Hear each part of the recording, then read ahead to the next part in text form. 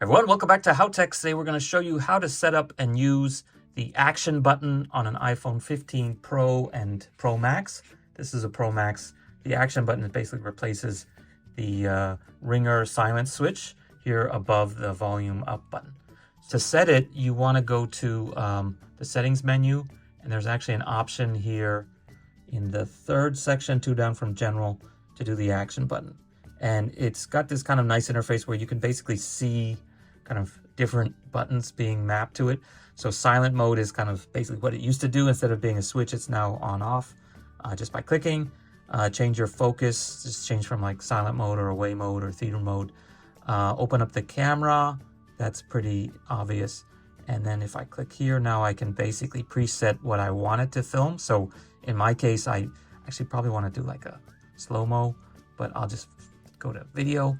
And then torch, there's no options for this guy. Let's basically turn on and off the flashlight.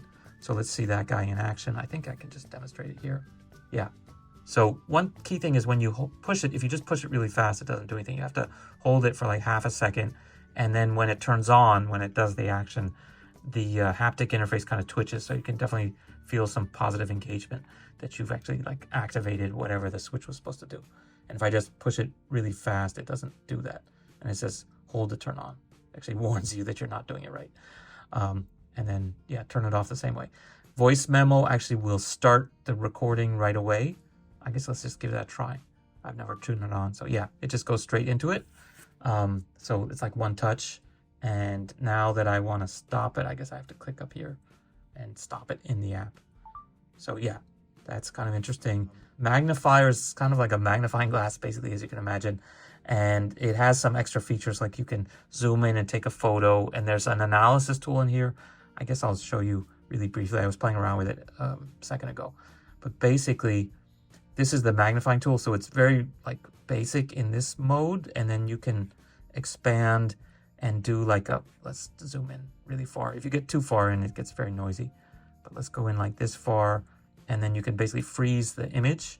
And I guess it'll clean it up a little bit. And you can do different adjustments as well. You can adjust the brightness. So if you're in like a low light place and you're hard of seeing, you could take a picture and then try to, I guess, like make it more visible. If you couldn't read a sign, you could do something like this. So it's actually pretty interesting. Let's cancel that and we go back to the kind of live camera. There's these kind of like filters which might make it easier to see things depending on your visual impairment.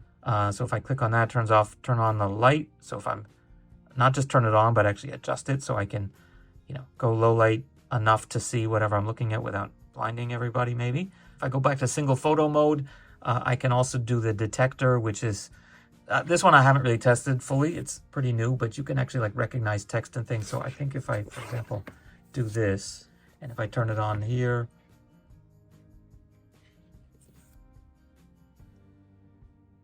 yeah, as you can see, it gets everything in there. So pretty cool. It's just a kind of useful thing for, maybe copying down a phone number. And of course, now if you take a photo of anything, you can actually go back and do the same thing in a photo where you can detect text in things that you took pictures of like years ago.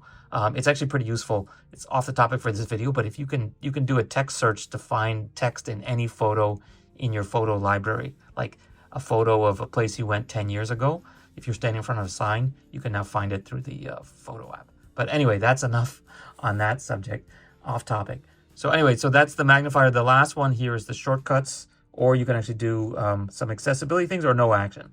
Accessibility, choose a feature so you have these kind of things to adjust the screen, invert, detection mode, reduce transparency. I don't know if you have some kind of visual impairment, those might help. Voiceover, which will read what's on the screen, I believe. And some other motor skills things, so if you have trouble typing. And then background sounds, so it actually plays background sounds to mask unwanted environment. Wow, that's pretty cool. So if you're kind of like autistic, can adjust the balance of the headphones. Wow, so many options. This is pretty cool. I haven't even played with any of these things because I just got the phone today. So anyway, so that's accessibility. And then we have the shortcuts, which is probably the most powerful. So now I can pick like any app or shortcut that I want. So I can have it open an app. I can have it open my phone number favorites, set a timer, replay the recently played music, open up a memo, note, etc. Recognize music. I didn't even know it could do that. And then any app that you have in here, I haven't put any new apps in, but these are all the built-in ones. So lots and lots of options here. I think you can even integrate it with Siri so that it like will, do whatever Siri command you want. So tons and tons of options. This one to me is probably the most useful. It's either the camera or this one, because just to be able to like turn this on without having to like turn the phone on and open it up, it's probably pretty useful depending if you're walking around in the dark a lot. So anyway, that's basically it for the action button. Pretty cool new feature, a little bit overdue. I like it a lot more than Bixby, which was the Android version that they had for a while, I think, on Samsung phones. But that's it for today. If you guys have any questions or comments, please leave them down below. Otherwise, see you next time. Bye. Everyone, welcome back to HowTechs. Today I have a deep purple iPhone 14 Pro. And in today's video, we're going to show you how to insert and remove a physical SIM. So before we start...